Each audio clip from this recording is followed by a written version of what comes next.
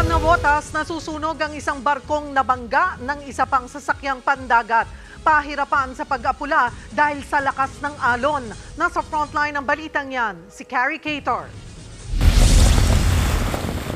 Kasagsaga ng malakas na ulan at hangin na dala ng bagyong Enteng, naglagablab ang barkong MV Camila sa Navotas City kaninang umaga. Kita sa video ang maitim at makapal na usok mula sa barko.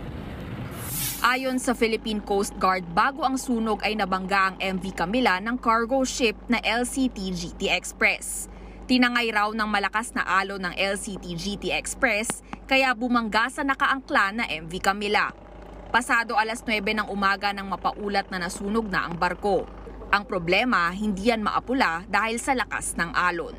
Sabi kasi nung BFP, medyo hindi natin alam kung sitwasyon dun sa loob, kaya delikado rin dikitan. Tsaka tingnan rin natin yung weather, no? Kung madidikitan na.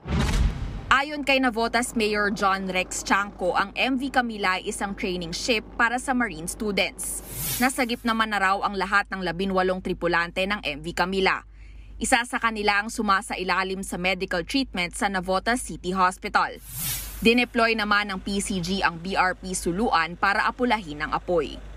Tanaw mula rito sa Centennial Park sa Navotas City ang isang barko na nasusunog, pero kumpara sa sitwasyon kanina, medyo humupa na raw iyan. Halos 5 oras na mula nang sumiklab ito ayon sa mga lokal na opisyal, pero hanggang ngayon tinutukoy pa rin nila kung ano ang dahilan o pinagmulan ng sunog. Bukod sa MV Camila, may 2 barkong sumadsad, bunsod din ng malakas na alon. Hinihintay na lang na humupa ito para matanggal na ang mga barko.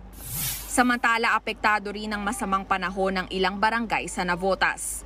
Kabilang dyan yung mga nakatira sa tabing dagat na kasalukuyang nananatili pa rin sa mga evacuation center. Nagbabalita mula sa Frontline, Carrie Cator, News 5. Mga kapatid, Cheryl Cosim po, huwag maging huli at maging una sa lahat sa balitaan.